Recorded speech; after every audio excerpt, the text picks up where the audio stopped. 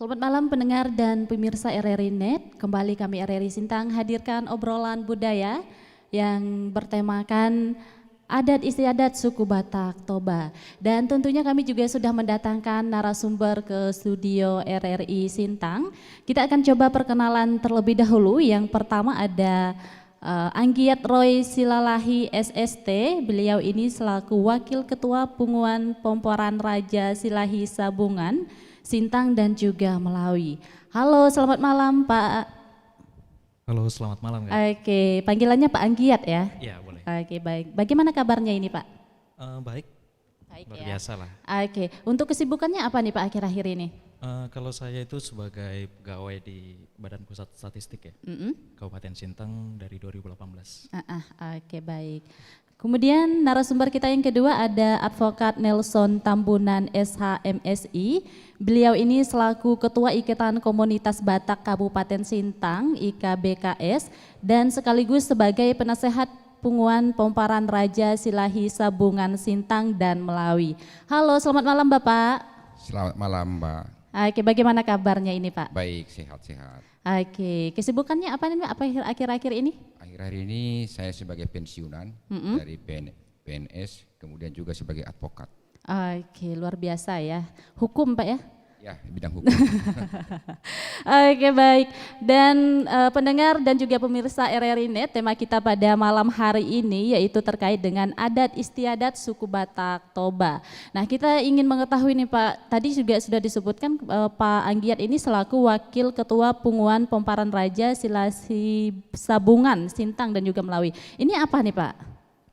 Ini adalah kumpulan marga, di mana kami itu keturunan Raja Silahi Sabungan. Jadi kalau di masyarakat biasanya dikenal marga Silalahi gitu. Marganya ya, Ya, Pak ya. Silalahi. Kemudian di Batak Toba ini sendiri ada jenis marga lain nggak selain Silahi ini? Oh, ada banyak. Ada banyak Ada ya. banyak. Jadi kita itu Silahi Sabungan itu adalah salah satu kumpulan marga. Dan kebetulan kita gabung ya dari Kabupaten Sintang dan Melawi masih satu. Masih satu ya. Kemudian ada mungkin ada kegiatan-kegiatan atau pertemuan-pertemuan untuk ini marga Silahi ini? Untuk marga Silahi Sabungan ini kita itu ada pertemuan rutin sekali sebulan ya. Sekali sebulan. Sekali sebulan kita ngumpul di rumah anggota kita. Jadi kita itu ada sekitar 80 keluarga. Nah, nanti kita itu giliran nih ke rumah-rumah masing-masing anggota. Jadi bulan ini ke rumah si A, bulan depan ke rumah si B. Jadi nanti sekali 7 tahun pasti ke rumah kita masing-masing. Kebagian semua Kebagian ya. semua kita. Kemudian ini kan ada di Melawi dan juga Sintang Pak ya. Nah ini bagaimana bagi waktunya? Apakah bulan ini di Sintang atau bagaimana? Tergantung ya, kita proporsional kebetulan masih sedikit yang di Melawi. Jadi 3/4-nya itu memang masih di Sintang. Jadi kita ya sekali-sekali lah kita ke Melawi. Ke Melawi gitu. ya, tapi memang rata-rata untuk pelaksana pertemuannya ini di Sintang Pak ya? Ya benar sekali. Oke, baik. Kemudian juga dan ternyata di Kabupaten Sintang ini juga ada yang namanya Ikatan Komunitas Batak Kabupaten Sintang atau IKBKS. Nah ini sudah berapa lama berdirinya ini Pak Nelson? Baik, terima kasih. Jadi IKBKS ini adalah singkatan daripada Ikatan Komunitas Batak Kabupaten Sintang, disingkat dengan IKBKS. Ini sebenarnya orang Batak sudah lama di Sintang ini Bu. Tapi sejak tanggal 1 April 2024 kemarin kita mendirikan IKBKS jadi baru. Itu melalui akta notaris kita sudah dirikan. Kemudian juga IKBKS ini sudah terdaftar di Kementerian Dalam Negeri dengan surat keterangan terdaftar nomor 1603 garis 00 garis 00 garing 057 garing 7 garing 2024 tanggal 26 Juli 2024 kemarin. Alamatnya IKBKS ini itu di Jalan Upangurai depan Ungkas. Oh di depan Ungka ya untuk Depan alamatnya Ungkas. ya? Alamatnya di situ. Jadi itu secara ringkas bahwa IKBKS ini didirikan dengan maksud adalah untuk menghimpun warga Batak dalam rangka membina, memajukan kebudayaan Batak dan adat istiadat di Sintang. Yaitu melalui advokasi, diskusi dalam kebudayaan Batak untuk kepentingan sosial, kebudayaan dan juga untuk kepentingan generasi-generasi muda Batak di Kabupaten Sintang. Ini salah satu tujuannya adalah untuk memajukan kebudayaan Batak di Sintang. Dan juga tujuan yang lain adalah turut mengambil bagian dalam pembangunan Kabupaten Sintang melalui kegiatan sosial dan budaya. Nah, kemarin ketika tanggal 17 Agustus kemarin perayaan Karnaval, kita dari IKBKS ikut merayakan, yaitu melalui pagelaran dari budaya Batak. Nah, kita juga ikut selaku warga Batak, warga negara Indonesia yang ada di Sintang ini, turut serta memajukan pembangunan di bidang budaya di Kabupaten Sintang ini bersama-sama dengan pemerintah daerah. Itu. Oke, baik. Berarti kalau untuk Pak Nelson sendiri di Sintang ini sudah berapa lama, Pak? Saya di Sintang ini sejak tahun 2000, jadi sekitar 23 tahun lebih saya sudah berada di Sintang ini. Oke, udah lama juga Pak ya. Udah lama lah, Kalau udah Pak ini Pak Anggiat Kalau saya baru 6 tahun sih. 6 tahun di Sintang ya, bukan baru, udah lumayan lama juga ini Pak ya. Oke, baik. Mungkin kita ya kalau kita melihat Batak ini berarti bukan hanya Batak Toba saja sukunya ya, mungkin ada Batak apa saja nih Pak Nelson? Ya, jadi suku Batak itu sebenarnya domisili besarnya di Sumatera Utara. Suku Batak itu terdiri dari beberapa subsuku. Ada beberapa subsuku, salah satu yaitu Batak Toba, Batak Mandailing, Batak Karo, Batak Pakpak, dan Batak Simalungun. Jadi ada 5 subsuku dari suku Batak itu. Yang semuanya itu masing-masing subsuku itu berdomisili di daerah masing-masing beda. Seperti suku Batak Toba itu meliputi Kabupaten Samosir, Kabupaten Toba, Kabupaten Humbang Hasundutan, Kabupaten Tapanuli Utara, dan Kabupaten Tapanuli Tengah. Nah, sementara Batak Mandailing ini mereka di Kabupaten Mandailing, Madinah. Batak Karo di Kabupaten Karo. Nah, Batak Pakpak ini daerah Dairi. Nah, Batak Simalung itu daerah Siantar dan sekitarnya. Jadi masing-masing itu subsuku ini mempunyai bahasa sendiri-sendiri. Batak Toba ada bahasa Batak, Batak Simalungun ada bahasa Simalungunnya, Batak Karo ada bahasa Karonya, Batak Mandailing ada bahasa Mandailingnya, Batak Pakpak ada bahasa Pakpaknya. Jadi masing-masing suku itu punya bahasa masing-masing. Nah, itulah salah satu membedakan bahwa memang dari bahasa itu udah kita tahu, oh ini Batak Toba, ini Batak Mandailing, ini Batak Simalungun.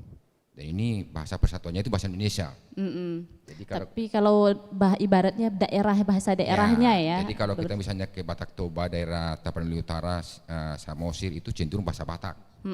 Bahasa Batak. Tapi kalau kita misalnya ke Simalungun, sama-sama orang Simalungun, bahasa Simalungun. Nah, tapi secara harfiah memang kita paham lah maksudnya, karena beda-beda sedikit saja bahasanya. Kalau kita ke Karo, Kabupaten Brastagi sana, mereka bahasa Karo. Bahasa Karo, demikian juga ke Mandailing Natal, bahasa Mandailing sana, bahasa Angkola, bahasa Mandailing mereka pakai gitu. Nah, itulah sub-suku. Tapi yang awalnya adalah suku Batak. Suku Batak ya. Suku Batak itu berbagi-bagi. Oke, baik. Tadi dijelaskan bahwa dari kelima jenis suku ini berbeda dari bahasanya ya Pak Nelson ya. Kita ke Pak Anggiat. Kita coba berikan salah satu contoh ya, kalau bahasa Batak Toba itu kalau menyapa selamat malam pendengar dan pemirsa RRI Net bagaimana nih Pak? Bisa dicontohkan pakai bahasa Batak Toba ya? Horas. Horas ya? Ya, betul sekali. Oke. Kalau kita bahasa Batak Toba itu horas. Horas. Kalau Karo itu menjua-jua gitu. Kalau misalnya Pakpak menjua-jua. Oh, hampir sama ya dengan ini.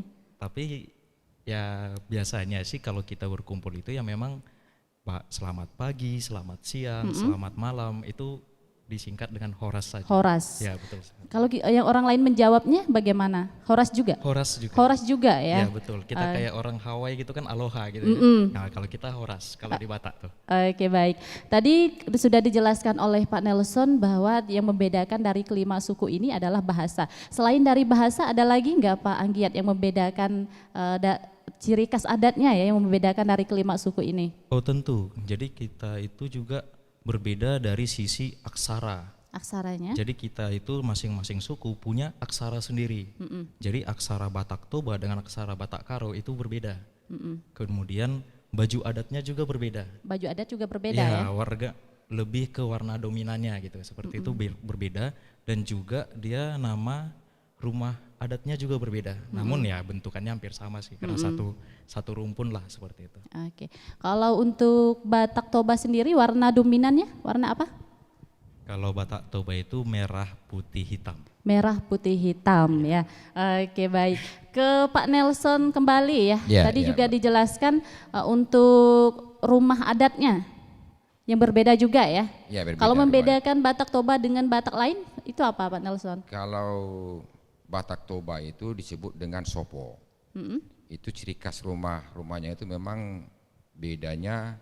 Kalau rumah sopo itu satu biasanya dibikin di atas itu kan ada tanduk kerbau.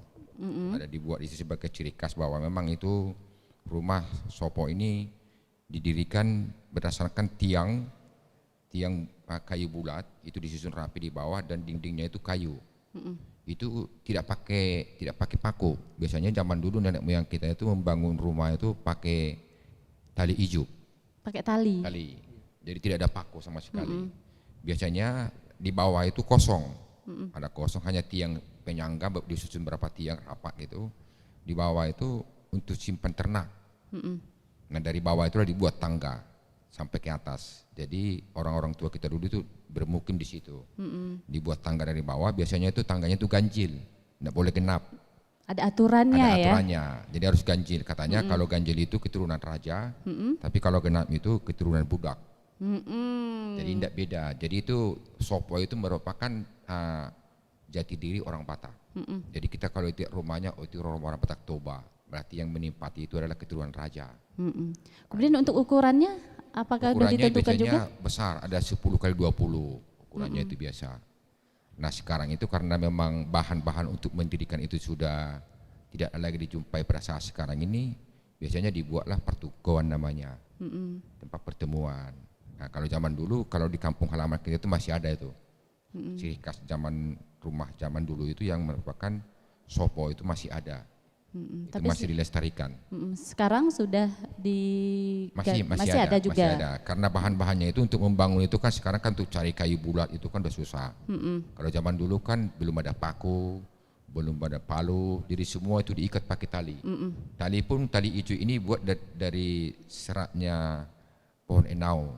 Ada hijaunya itu Dililitkan seperti diikat ya. dipintal gitu kan supaya menjadi tali gitu. Itulah dibuat mengikat.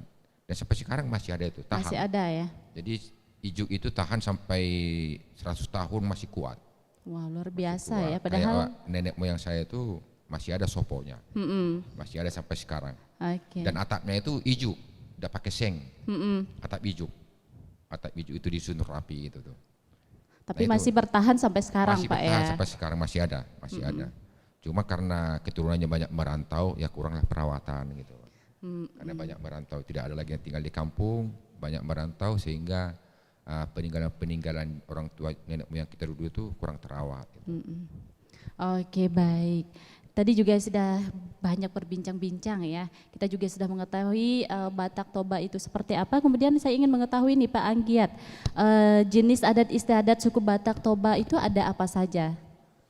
Untuk jenisnya ini mungkin nanti akan dijelaskan lebih rinci ya sama Bapak Nelson ya. Nanti yang saya tahu ya sebagai pemuda Batak itu, kita itu mulai dari kandungan sampai meninggal itu ada acara adatnya. Ada acara Ya adatnya? benar sekali. Jadi istilahnya 7 bulanan, lahiran, kemudian beranjak dewasa, kemudian menikah, punya anak lagi. Nah itu semua ada adatnya. Semua ada menikahkan anak sampai akhirnya acara pemberangkatan meninggal, pemakamannya itu semua ada adatnya. Beradat semua. Ya? Adatnya semua ada. Oke baik. Oke Pak Nelson silakan menambahkan ya dari yang sudah dijelaskan disampaikan Pak Anggi tadi terkait dengan jenis adat istiadat suku Batak Toba. Baik, jadi ada prinsip falsafah orang Batak itu dikatakan dalihan natolu. Itu prinsip orang Batak. Dalihan natolu kalau di dalam bahasa Indonesia ada tungku yang 3. Tungku misalnya kalau kita masak nasi ada tungku 1, 2, 3. Ini tungku ini dalihan natolu itu kan 3. Yang pertama itu hula-hula. Hula-hula itu adalah marga dari istri kita. Dan juga marga dari opung boru kita, nenek. Nah ada juga boru. Boru ini adalah anak perempuan dari bapak kita, Namboru, dan juga ada Ito kita Boru. Satu lagi itu Dongan Tubu. Dongan Tubu itu kawan semarga kita. Dan ini harus saling menghormati. Dikatakan Dalihan Natulu itu adalah soba marhula-hula. Soba itu kita harus menghargai keluarga dari istri kita. Kita harus taat. Ada juga elek marboru. Misalnya kalau boru kita ada perempuan ini, kita harus juga elek, harus juga dianju. Misalnya harus dibujuk lah boru kita. Nah Dongan Tubu ini juga harus manat, hati-hati sama Dongan Tubu. Seperti Anggiat inilah, biarpun dia ini muda, karena dia mereka sialahi, kalau saya tambunan tetap panggil abang ke dia. Begitu ya. Itu. Jadi kalau saya tambunan ini, di mana mereka sialahi itu tetap panggil saya abang. Kalau tidak udah gitu. Tidak boleh saya panggil anak. Karena ketuturunannya itu, adatnya itu, marga sialahi itu lebih tinggi dari kami. Demikian juga marga-marga yang lain. Ada marga misalnya Sonak Malela, ada marga Cirajauloan, ada marga Parna, ada marga Borbor Mersa, ada banyak marga. Itu berlaku, ada istiadatnya itu. Jadi misalnya kalau orang Batak itu datang, misalnya kalau saya lah ini, istri saya kan berhutagalung. Di mana marga hutagalung ada, saya harus hormat. Kalau misalnya ada pesta acara, ada marga hutagalung, langsung saya begini sujud. Itu hula-hula. Harus hormati kemanapun dibawa itu. Jadi tatanan adat ini berlaku sampai sekarang. Nah kalau kita kan misalnya, inilah salah satu tujuan kita dari IKBKS ini untuk mewariskan nilai-nilai adat istiadat Batak ini sampai ke generasi sekarang ini. Supaya mereka juga, karena dengan tatanan adat istiadat ini, kita mengakui bahwa memang orang Batak itu hidup rukun dan damai. Karena diikat oleh adat istiadat tadi itu. Jadi kalau misalnya dari pihak marga hula-hula kita yang sudah berkeluarga ini punya hula-hula, dia tidak bisa melawan. Harus hormat, cara bicara juga harus taat. Demikian juga nanti hula-hula kita kalau ada hula-hulanya, dia harus hormat juga dengan hula-hulanya. Jadi semua saling mengikat gitu. Karena ketika kita sudah berkeluarga marga dari ambil istri dari orang Batak, nah kita harus tahu, oh itu hula-hula kita. Kalau hula-hula misalnya Dongan Tubu kita juga, hula-hula juga dia juga begitu. Ini saling mengikat ini. Jadi itu salah satu adat istiadat. Kemudian juga ada tradisi mangulosi, ulos. Ini kan tadi budaya ulos ini kan juga dalam adat istiadat itu berlaku juga acara mangulosi, memberikan ulos. Misalnya pada saat pernikahan ini, orang yang menikah ini misalnya marga dari istrinya memberikan ulos kepada pengantin maupun kepada orang tua pengantin laki-laki. Wajib ya? Ya, wajib itu. Jadi kalau misalnya kita menikah ini, dalam adat pernikahan ini, keluarga daripada si istri pengantin wajib memberikan ulos kepada pengantin dan juga kepada orang tua pengantin laki-laki. Kalau orang tua, kalau ke pengantin laki-laki diberikan itu ulos pacamot. Kedua ini adalah ulos hela. Ada jenisnya juga ulosnya? Ada jenisnya, dan itu berbeda jenis. Jadi ulosnya itu kan ada bermacam-macam jenis, ada tingkatannya, tidak sembarangan. Misalnya dia masih anak-anak, dia harus pakai ulos sadum atau mangiring. Tidak boleh pakai ulos-ulos lain-lain. Orang tua pun begitu. Jadi kalau misalnya ada strata, dengan ulos itu ada stratanya. Misalnya kalau ada pesta, dia misalnya pakai ulos ragidup, misalnya ya, ragidup ini, oh berarti udah punya cucu.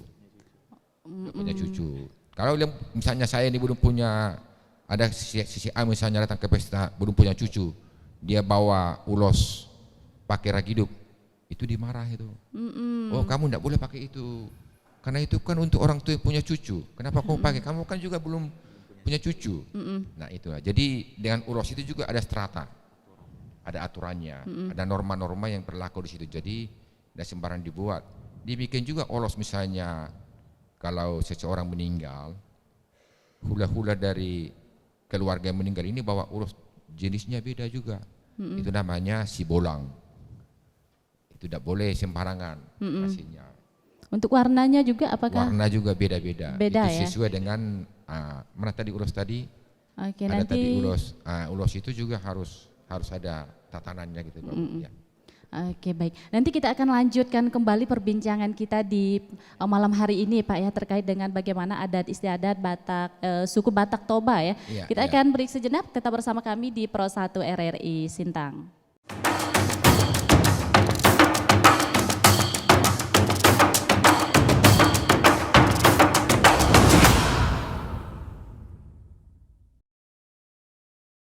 Baik pendengar dan juga pemirsa RRI Net dimanapun Anda berada, kembali bersama kami di program Satu Radio Republik Indonesia Sintang. Dan kita juga masih berbincang terkait dengan tema kita pada malam hari ini, yaitu adat istiadat suku Batak Toba.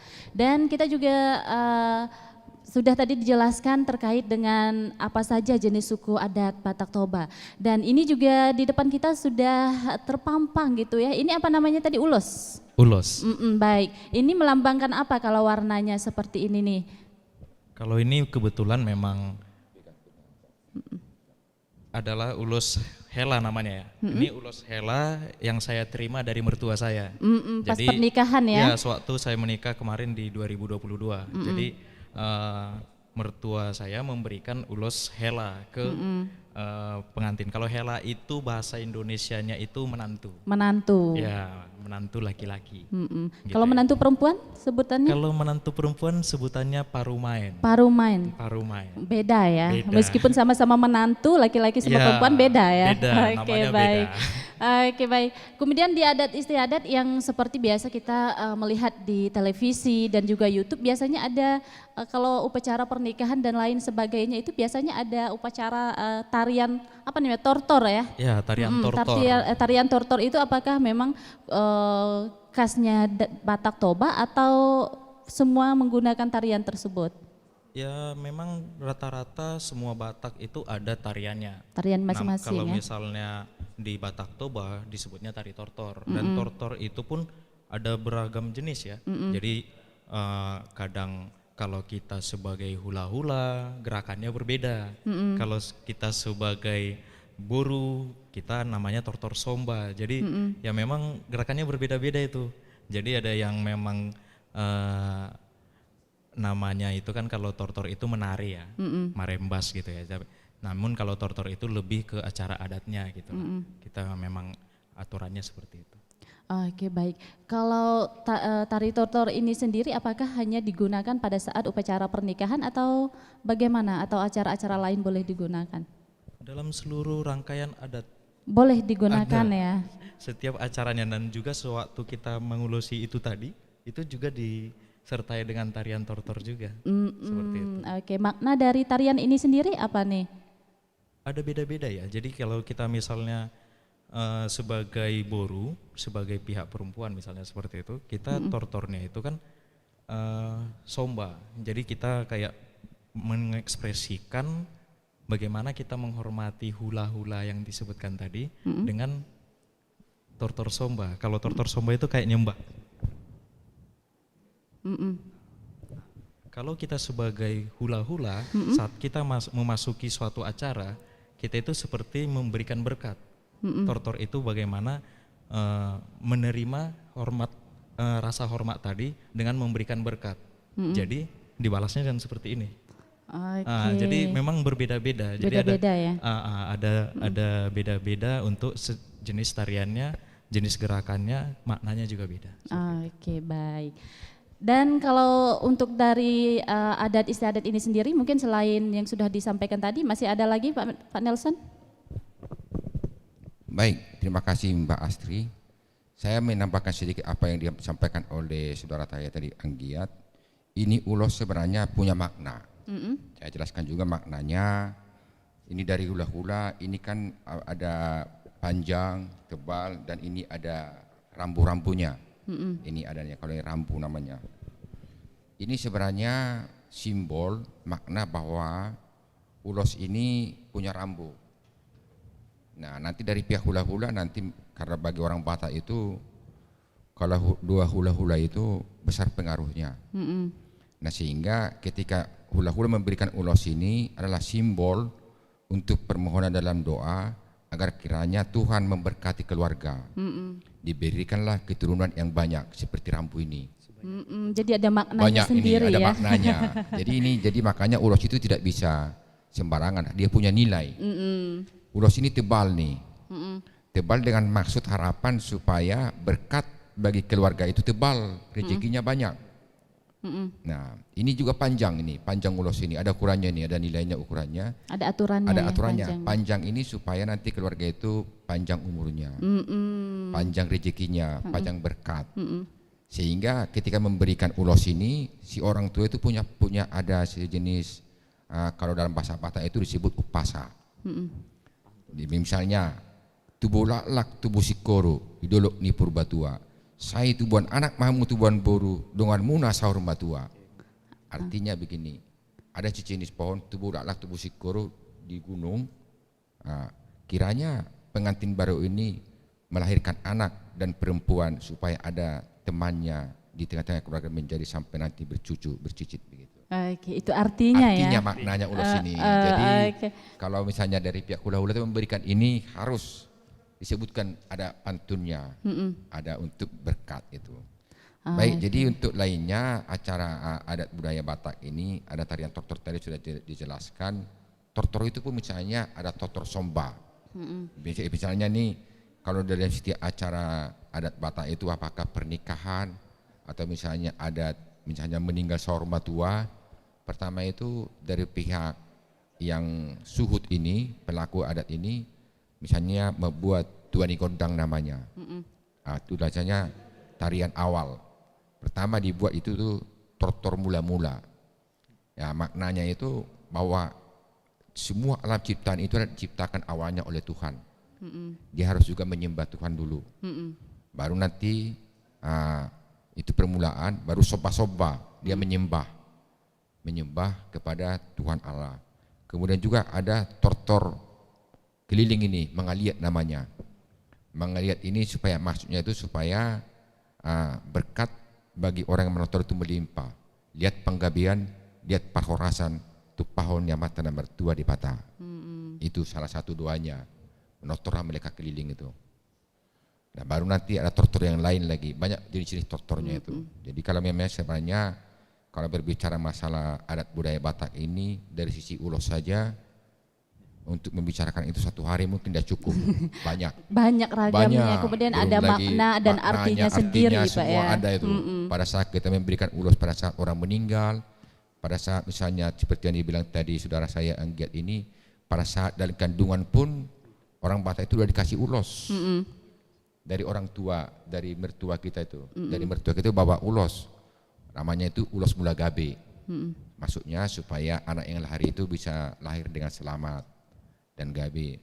Nanti juga pada saat misalnya sudah ada dalam acara keagamaan, misalnya tardidi, datang orang tua juga bawa ulos, beda lagi ulosnya. Nanti pada saat misalnya ada lagi udah sampai mau nikah, ada juga ulosnya, macam-macam, jadi banyak sekali ya. Itulah Pak Asri kan kalau misalnya ini terbatas waktu kita mungkin tidak cukup bahas ulos ya. Belum Satu hari tortor pun. lagi. Nah, itu belum lagi banyak lagi. Oke, baik ya Pak Nelson, terima kasih. Kemudian juga kalau kita melihat ya seperti apa nilai adat istiadat itu sendiri dalam masyarakat suku Batak, Pak Nelson? Nah, ini tatanan nilai adat budaya ini sangat bermanfaat bagi masyarakat. Itu membentuk norma dan perilaku masyarakat. Jadi kalau misalnya bagi orang Batak ini Bu ya, Mbak Asri, kalau dibilang tidak meradat itu sudah susah. Udah parah itu, udah susah lah. Sehingga dalam setiap orang Batak itu harus melekat nilai-nilai adat istiadat itu. Itu dalian naturu tadi, soba marhula-hula, elek marburu manak mardongan tubuh. Dan juga dalam pernikahan orang Batak, dia juga harus punya adat. Kalau misalnya orang Batak itu menikah tanpa adat, itu kurang nilainya. Nah, dibilanglah tidak menghargai hula-hula, tidak menghargai diri sendiri, macam-macam. Sehingga bagi pernikahan orang Batak itu wajib hukumnya harus diadati. Kalau dia berkeluarga harus pakai adat Batak. Meskipun misalnya salah satu pasangannya pengantinnya berada di luar Batak ya. Jadi bagaimana terhadap orang Batak ini perantauan yang berbaur dengan suku-suku lainnya, itu juga diatur ada adatnya.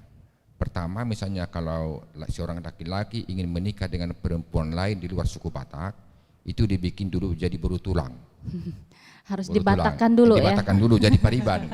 Nah pariban. Ya seperti saudara kita Anggiat ini kan juga kawin ke orang etnis Jawa. Dari Jawa mana? Jawa Tengah. Itu dibikin jadi buru Simanungkalit.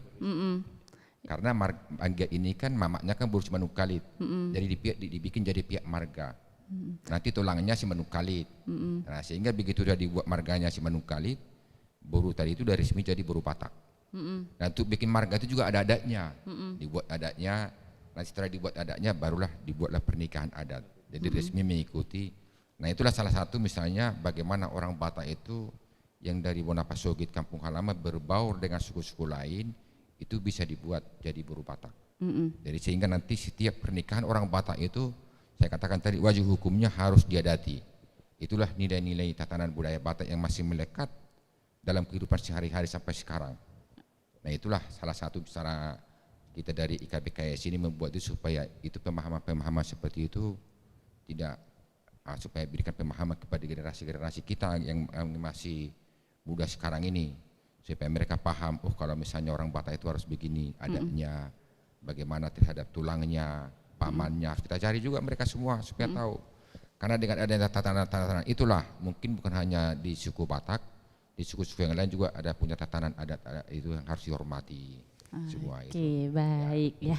Ternyata memang memiliki nilai-nilai tersendiri ya, Iya, Pak ada Nelson ya. nilainya. Oke, baik. Kemudian sejauh ini ya, ada perbedaan nggak dalam penerapannya misalnya di Sintang ini dengan asli Batak Toba? Untuk penerapannya sendiri bagaimana? Apakah ada perbedaan? Jadi untuk penerapannya sebenarnya sama, nilainya sama. Hanya dalam pelaksanaannya sedikit-sedikit ada saya berbeda, tapi makna daripada adat itu sama. Tujuannya pun sama. Misalnya pada acara pernikahan adatnya di kampung halaman pun dengan di sini pun beda. Cuman kalau di kampung halaman itu seperti pantun tadi itu kan lebih paham mereka, lebih paham, lebih tahulah bagaimana adat-adat di sana. Nah kita di perantauan ini sebenarnya membawa adat budaya dari kampung halaman itu ke sini. Nah kita pun melaksanakan adat pernikahan dan lain-lain itu semua di sini sama dengan di Wonopasogi, tidak ada perbedaan. Nah itulah salah satu kumpulan-kumpulan tadi bagaimana itu supaya bisa dilestarikan sampai ke anak cucu kita dimanapun orang Batak berada. Oke, baik. Jadi meskipun merantau di Sintang seperti itu, tapi tetap penerapannya sama ya. Sama. Oke, baik. Kemudian peran masyarakat Batak dalam mempertahankan nilai adat istiadat itu sendiri, khususnya di Sintang ataupun juga di perantauan lain itu bagaimana? Nah peran salah satunya bagi keluarga, perannya itu pertama bahwa anak-anak itu harus dilatih bahasa Batak dulu. Itu karena ciri khas tadi itu kan, bahwa kalau dia bisa misalnya merasa suku Batak minimal harus bisa bahasa Batak. Nah kemudian juga orang tua juga harus mendidik anaknya itu bagaimana kekerabatan Batak itu. Misalnya panggil dari keluarga tulang, ito, namboru, abang boru, bapak tua, semua itu tatanan kekerabatan itu harus diajar kepada anak-anaknya. Sehingga di perantauan ini ketika anak-anak itu tumbuh, dia memahami siapa tulangnya, siapa. Kemudian juga nanti dijelaskan mengenai makna-makna ulos tadi ini, supaya orang-orang yang tidak mengerti sama sekali, orang tua diharapkan itu mampu menjelaskan kepada anak-anaknya. Nah kemudian melalui organisasi kumpulan-kumpulan marga ini harus ada sosialisasi kepada anak-anaknya atau generasi muda yang di lingkungan punguan-punguan itu supaya diberikan pemahaman. Nah kita dari IKBKS ini, saya selaku ketuanya ini ingin nanti membuat seminar-seminar adat, ada misalnya pertemuan lokakarya, bagaimana menyatukan persepsi, bagaimana mempertahankan nilai-nilai budaya adat Batak ini di tengah-tengah kehidupan berbangsa dan bernegara kita ini. Karena memang negara Republik Indonesia ini kan terdiri dari berbagai suku bangsa. Masing-masing suku bangsa itu harus mempertahankan nilai-nilai budayanya masing-masing dan saling menghormati, namanya kita Bhinneka Tunggal Ika. Betul. Hidup berdampingan tapi punya adat masing-masing. Nah kami di Sintang ini, suku Batak ini hampir setiap ada pernikahan itu kumpul, gabung semua bersama. Jadi kita mengharapkan bagaimana peranan-peranan melestarikan nilai-nilai budaya Batak ini pertama terhadap orang tua di lingkungan keluarga dulu. Keluarga baru nanti di lingkungan yang lebih besar lagi di lingkungan marga. Baru nanti lebih besar lagi di lingkungan IKBKS ini. Kita cobalah menghimpun supaya adat istiadat Batak dan budaya Batak itu terlestarikan sampai generasi cucu generasi kita. muda ya. Generasi muda kita. Oke, baik. Pendengar dan juga pemirsa RRI Net, nanti kita akan lanjutkan perbincangan kita di obrolan budaya pada malam hari ini terkait dengan adat istiadat Batak Toba. Tetap bersama kami di Pro 1 RRI Sintang.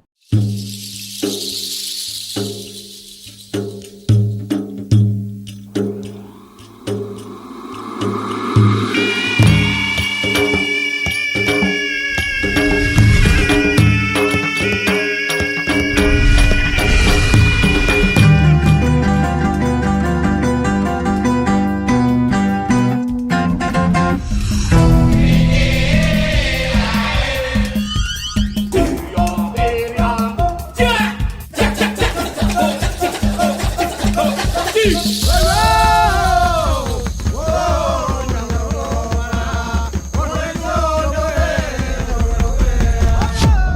Net, radio visual, tonton yang Anda dengar.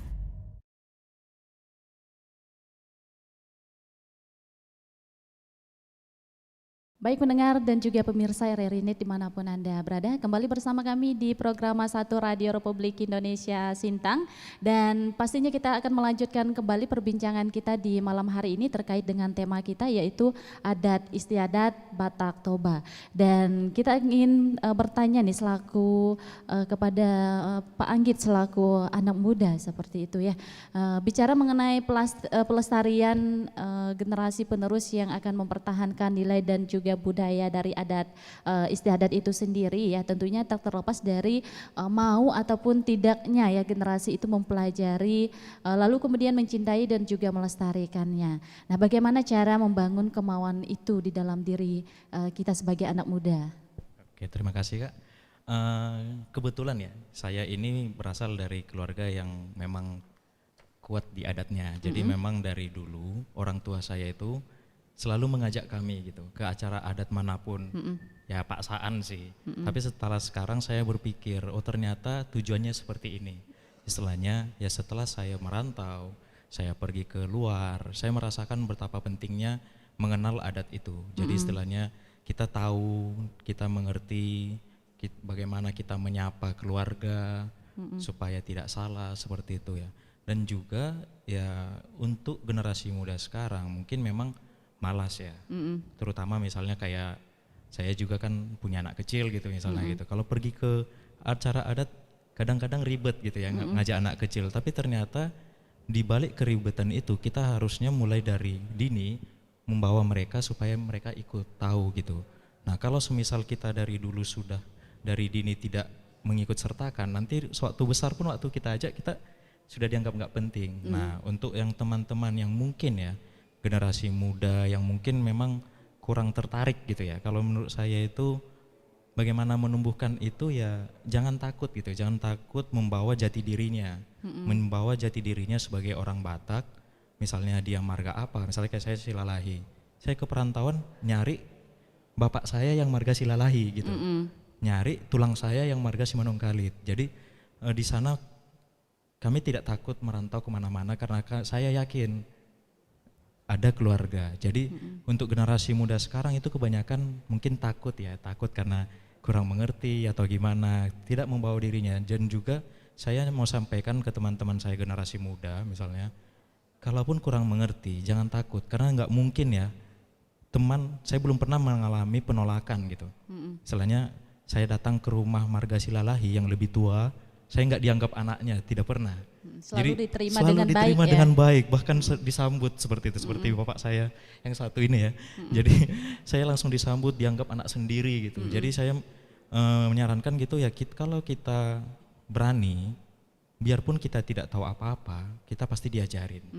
Dan kalau semisal ada teman-teman di sana juga yang mungkin keluarga baru yang belum masuk kumpulan, belum masuk punguannya, silakan masuk saja. Tidak perlu takut, tidak mengerti apa-apa. Karena saya merasakan sendiri nih, saya setelah menikah 2 tahun saya ikut mengikuti punguan ini, ya saya diajari dari nol oleh penatua-penatua kami, salah satunya Bapak Nelson ya, udah. Kalau saya manggilnya Bapak Uda, Bapak Uda ya. Jadi Bapak Uda saya ini ngajari kami dan membimbing dari nol gitu ya. Jadi jangan takut. Mari bergabung dan juga banyak juga sih generasi muda di dalamnya, jadi semakin berani, semakin banyak kita tetap akrab kok. Gitu. Terima kasih. Jadi jangan takut ada penolakan karena memang tidak akan pernah ada penolakan seperti itu ya, meskipun baru pertama kali ketemu langsung dianggap sebagai keluarga seperti itu ya. Ya benar sekali, itulah ikatan darah. Luar biasa sekali ya. Oke, kemudian kalau kita melihat ya Pak Nelson ya, sebagai tokoh adat khususnya Batak Toba yang ada di katakanlah di perantauan seperti itu ya di Kabupaten Sintang ini, ada mengalami kesulitan ataupun hambatan nggak selama ini ya dalam menjalani adat istiadat? Baik Mbak Asri, jadi memang kalau kita lihat di contohkan di Sintang inilah yang kita alami secara langsung gitu. Kita melihat sebenarnya dalam pelaksanaan adat itu masih belum ada hambatan ataupun kendala. Kita ambil contoh lah misalnya kalau ada adat pernikahan lah di Sintang ini, baik dari pihak keluarga laki-laki maupun keluarga perempuan, semua itu aktif. Dan bahkan untuk di Sintang ini dibatasi undangannya karena kebanyakan orang. Jadi memang di Sintang ini masih kompak, masih saling mendukung lah antara pihak marga pihak laki-laki maupun marga pihak perempuan, itu semua saling mendukung. Artinya masih, kalau saya selaku ketua IKBKS melihat masih bagus lah. Masih bagus karena kita lihat juga pesta pernikahan adat di kampung seperti saya lah misalnya, menantu saya itu kan pestanya di Balige, Tapanuli Utara. Waktu pelaksanaan di sana saya lihat dengan bandingkan pelaksanaan di Sintang ini sama, tidak ada beda. Artinya masih nilai-nilai budaya Batak, khususnya misalnya pernikahan adat Batak itu masih lestari sampai sekarang. Nah itulah tugas tanggung jawab kami selaku orang-orang tua Batak di Sintang ini, harus melestarikan itu, memberikan pengetahuan sedini mungkin terhadap anak-anak kita. Nah misalnya contoh 10 tahun ke depan bagaimana adat istiadat Batak di Sintang ini. Ketika orang-orang tua itu supaya tidak bisa lagi misalnya berbuat banyak, ya harus diserahkan kepada generasi muda. Kalau misalnya ke depan, karena ini kan harus berlanjut terus menurun. Nah kalau kita melihat dari zaman dulu nenek moyang kita sampai sekarang masih ada, masih bisa. Tapi itu sekarang ini dengan kemajuan teknologi mungkin bisa bergerus. Tapi kemarin menarik, di orang Batak yang ada di Amerika pun, saya lihat di internet, di California pun mereka pesta adat. Di California. Tetap dilaksanakan ya. Dilaksanakan juga di sana. Itu puji Tuhan lah masih lestari ada. Artinya nilai-nilai itu mereka menganggap dengan ada istiadat itu menjadi silaturahmi, tadi persahabatan yang sangat baik gitu. Sehingga sangat menarik untuk dilaksanakan. Jadi kalau berbicara tantangan hambatan, ya sementara ini masih belum melonjak, masih bisa lah diatasi karena memang di Sintang ini banyak orang Batak Bu. Ada hampir 400 kakak orang Batak di Sintang ini. Jadi kalau ada pesta ada itu masih datang semua. Jadi misalnya kalau ada suasana pesta maupun suasana duka, itu semua saling membantu, saling mendukung lah. Berarti kekompakannya memang benar-benar kompak ya Pak Nelson masih ya? Masih kompak dalam arti positif Bu ya. Pak Asria bukan kompak dalam arti negatif. Iya. Jadi kita berbicara masalah ada istiadat, kita masih kompak lah di Sintang ini. Berarti saling membantu seperti itu saling ya? membantu. Kemudian kalau dari sudut pandang anak muda sendiri bagaimana untuk kekompakan suku Batak Toba di Sintang ini?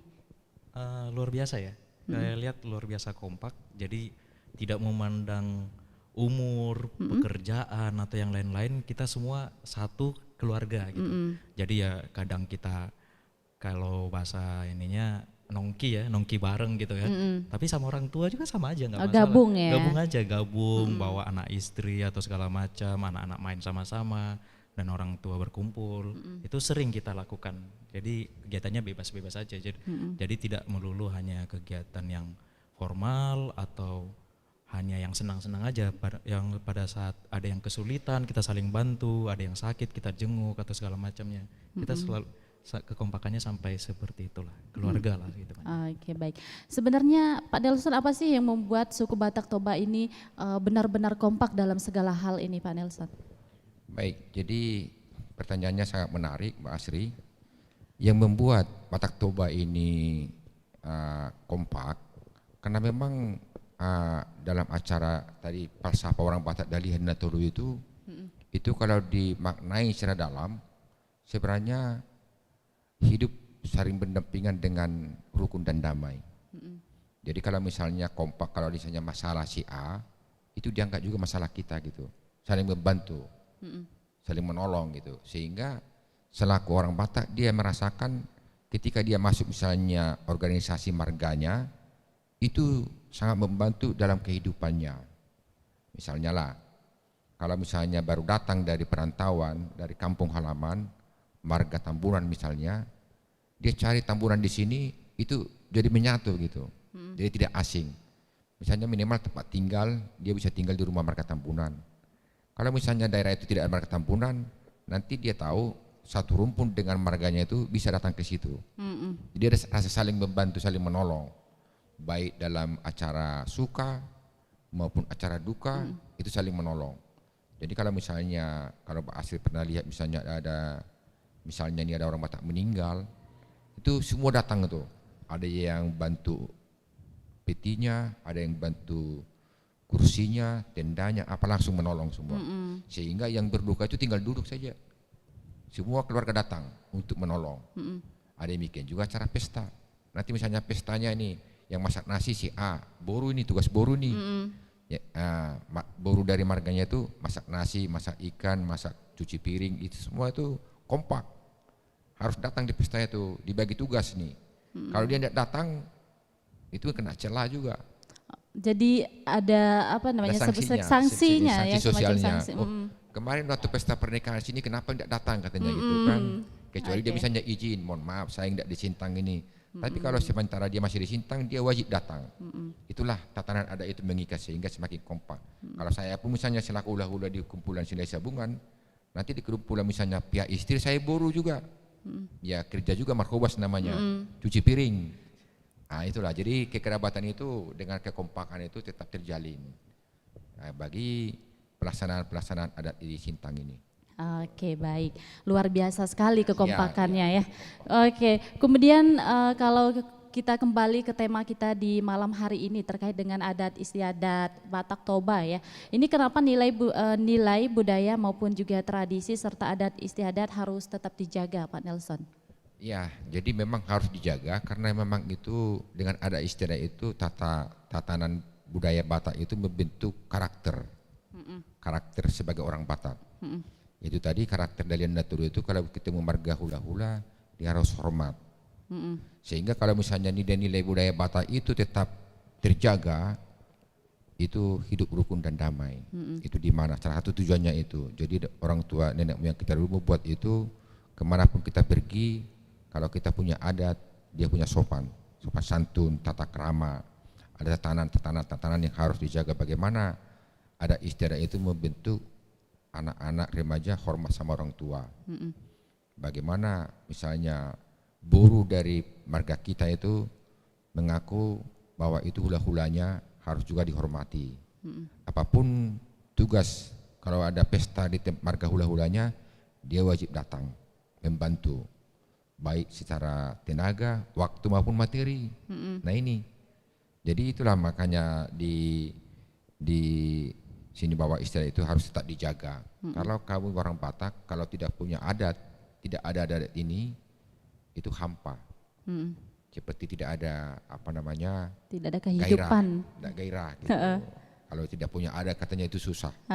Sehingga harus dilestarikan. Itu terbawa kemana-mana. Jadi kalau orang Batak itu pergi kemanapun dia, adatnya itu pasti dibawa. Ya, jadi tetap melekat dalam diri sendiri, sehingga tidak bisa itu tergerus. Baik dengan pengaruh budaya manapun, budaya barat, budaya manapun, itu ada istiadat Batak itu mempunyai nilai tersendiri yang dipertahankan kelestariannya. Karena itulah membentuk suatu tatanan kerukunan antar orang Batak. Itu. Oke, baik. Terima kasih Pak Nelson ya. Dan makasih, mendengar Mbak kita Astri. akan jeda sejenak dalam obrolan budaya pada malam hari ini. Tetap bersama kami di program 1 RRI Sintang. RRI Digital. Nikmati kemudahan interaksi, partisipasi, dan kolaborasi dengan RRI Digital. Interaksi, dengar dan saksikan siaran langsung kami, daftarkan akun kamu, dan mulailah berinteraksi di setiap program dan konten kami. Partisipasi, kreasikan konten kamu dengan berita, podcast, vlog, film, musik, dan playlist. Kolaborasi, kami mengajak berbagai komunitas untuk berkembang bersama melalui digital platform. RRI Digital sekarang menghadirkan terobosan baru, workspace platform dan online learning platform dengan fasilitas-fasilitas unggulan, monitor impact dan outcome, meeting online, video conference, dan library. RRI Digital menghadirkan fitur-fitur untuk peningkatan interaksi, partisipasi, kolaborasi, workspace, dan learning. Yuk segera download RRI Digital. Baik pendengar dan juga pemirsa RRI Net dimanapun Anda berada, masih bersama kami di RRI Sintang dalam obrolan budaya pada malam hari ini, yaitu terkait dengan tema kita adat istiadat suku Batak Toba ya. Dan kita juga sudah banyak berbincang-bincang dengan kedua narasumber kita pada malam hari ini, dan tiba saatnya kita di penghujung acara ya dalam obrolan kita pada malam hari ini. Kita akan mendengarkan di segmen terakhir ini, ada yang ingin disampaikan dari Pak Nelson ya, mungkin harapan ataupun apa yang ingin disampaikan kepada generasi muda dan juga pesan-pesannya, silakan. Baik Mbak Astri, jadi sebagai Ketua IKBKS yang ada di Kabupaten Sintang ini, saya ingin menyampaikan closing statement bahwa ada istiadat Batak itu membentuk karakter kita orang Batak yang berbudaya, yang mempunyai ada tatanan-tatanan yang baik untuk kehidupan bermasyarakat maupun bersosial. Sehingga itu harus kita lestarikan. Saya, itu yang pertama. Yang kedua, saya menghimbau bagi seluruh masyarakat Batak di Kabupaten Sintang ini untuk menjaga dan melestarikan adat istiadat yang kita pahami bersama, karena itulah membentuk karakter kita sebagai orang Batak. Kemudian closing statement saya bagi Bapak Tua Opung, Mak Tua Indang Tua, Ito Namburu, Donga Tubu, kami teng nambang gurui son amang do inang, alai kami berusaha untuk menyampaikan pendapat kami sesuai dengan kemampuan kami. Kami merasa bahwa apa yang kami sampaikan masih banyak kekurangan. Kalaupun ada kekurangan-kekurangan, kami atas nama pribadi maupun atas nama keluarga mohon maaf. Kebetulan saya ini dalam hal ini dipercayakan oleh pihak RRI Pro 1 RRI Sintang ini sebagai narasumber. Bukan berarti saya lebih pintar dari kita-kita semua, tapi dengan maksud untuk sharing lah kita masalah adat istiadat Batak ini, supaya bagaimana adat istiadat Batak ini bisa kita lestarikan, karena itu adalah nilai-nilai luhur nenek moyang kita yang harus kita lestarikan sampai ke anak cucu kita. Ini harapan kami dari saya selaku Ketua IKBKS untuk kedepannya. Mari kita sama-sama bagaimana cara dan teknik untuk melestarikan adat budaya Batak ini kepada anak cucu kita ke depan. Kami berharap dengan kehadiran kami di program 1 RRI Sintang ini dapat memberikan pencerahan bagi kita semua untuk kita saling aktif bagaimana untuk melestarikan budaya Batak di Sintang ini. Demikian dan terima kasih.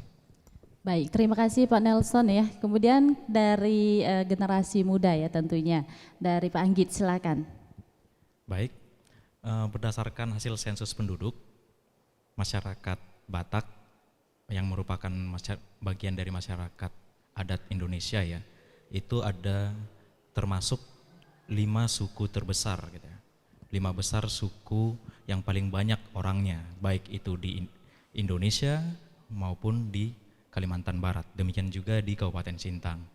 Nah, saya sebagai Wakil Ketua Penguan Pemparan Raja Silai Sabungan Sintang dan Melawi, yang notabene merupakan salah satu kumpulan marga yang tergabung dalam masyarakat Batak di Kabupaten Sintang dan Melawi, menyampaikan kepada teman-teman generasi muda, mengajak mari kita jaga, lestarikan budaya kita bangga jadi orang Batak, karena sejak dari lahir kita sudah dilahirkan sebagai orang Batak, tertera di marga kita masing-masing. Jadi ya itu adalah jati diri kita sebagai orang Batak, sehingga kita wajib menjaga dan meneruskan pola itu dari leluhur, dari nenek moyang kita, Raja Batak ya. Jadi kita ini semuanya adalah keturunan Batak. Jadi saya sampaikan kepada teman-teman saya generasi muda, mari kita aktif menjaga untuk memajukan Batak dan memajukan Kabupaten Sintang dan Melawi pada umumnya. Terima kasih. Horas Mauliate. Horas. Oke baik, terima kasih ya Pak Anggit ya, selaku perwakilan dari generasi muda di Kabupaten Sintang dan juga Melawi ya. Kemudian tadi juga kita sudah banyak berbincang ya terkait tema kita pada malam hari ini, yaitu adat istiadat Batak Toba ya. Jadi sudah banyak sekali dijelaskan bahwa memang Batak Toba ini mempunyai kekompakan yang sangat luar biasa. Kemudian juga kalau misalnya ada yang dari luar ya, yang baru datang ke Kabupaten Sintang ataupun Melawi juga ya.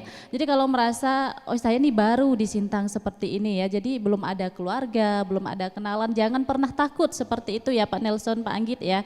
Karena memang tidak ada istilahnya penolakan dan lain sebagainya, akan diterima dengan senang hati layaknya keluarga. Meskipun belum pernah ketemu sebelumnya ya, seperti itu. Karena memang dari Batak Toba ini sendiri mengutamakan kekeluargaan seperti itu ya, dan juga kekompakan, saling menghargai dan juga saling menghormati. Kemudian juga dimanapun berada tetap mengutamakan adat istiadatnya, tidak pernah ketinggalan seperti itu ya. Oke, baik, pendengar dan juga pemirsa RRI Net, sampai di sini obrolan budaya RRI Sintang. Selamat malam dan sampai jumpa.